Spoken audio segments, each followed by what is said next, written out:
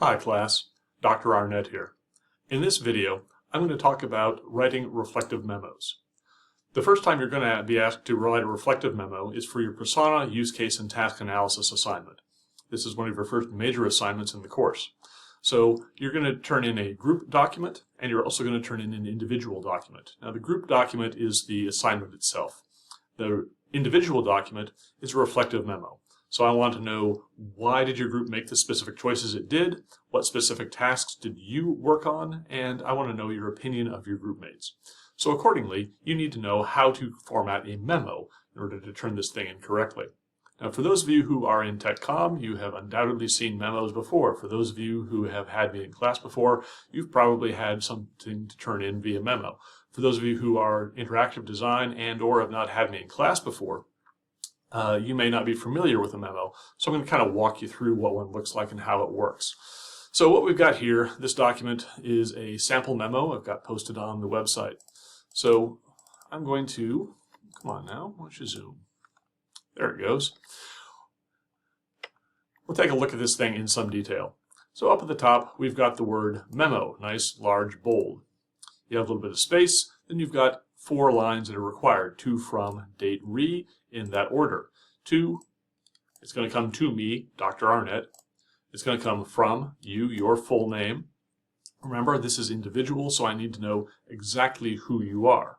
Now, this says insert handwritten initials if in hard copy. Don't worry about that. This is going to be turned in electronically. Then, date. Write out the month name. This is actually pretty important.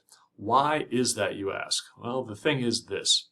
When we talk about the date, if we say the date is 7/4/2022, what date is that? 7/4. Well, January, February, March, April, May, June, July. July the 4th. 4th of July, hey! Well, great, except the rest of the world, they do it the other way around. They go day then month, so for them it would be January, February, March, April the 7th. So if we have 7/4, it's ambiguous. We want to avoid ambiguity. Therefore, in the date, always write out the month name.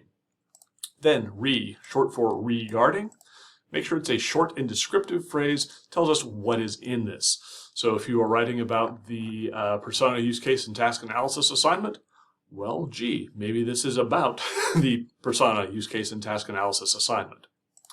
Then, this little line here we've got going across, this decorative looking line, it's nice, but it's not absolutely required. It's a good idea. It'll be a visual separator that tells the reader all of this stuff up here is separate from the main body. Then, moving on, the one-sentence paragraph containing a purpose statement. Well, you need to tell your reader what is it you're writing and why you're writing about it. So, I'm writing this, for example, just off the top of my head, this reflective memo is about blank as you requested. Well, gee, great, that way I know what you are writing about and why you are writing about it. But the big idea is here, one sentence, and tell me what exactly are you writing about and why are you writing about it. Then, the message body, you can make it as long as you need to. There are 900-page memos in existence. Please, please, please don't send me a 900-page memo. Generally speaking, memos are a page, 2 pages. We want to keep them short.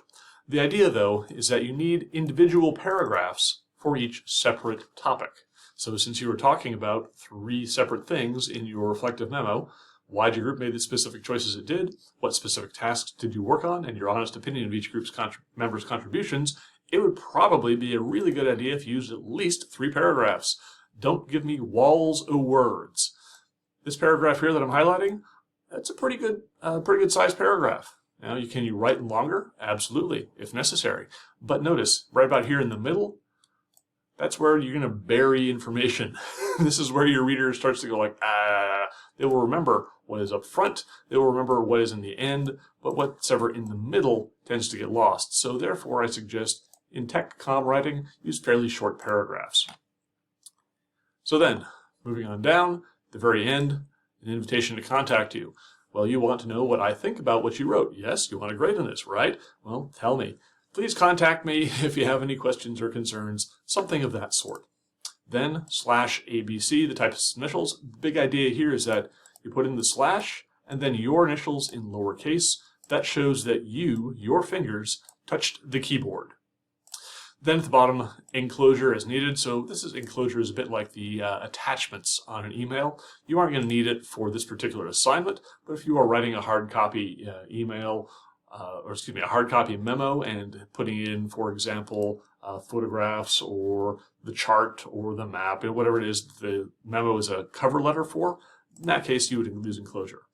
So for you guys, big bold, your full name, or excuse me, my full name, Dr. Arnett, as far as you're concerned, from, who you are, the date, write it to month name, whatever it is you're writing about,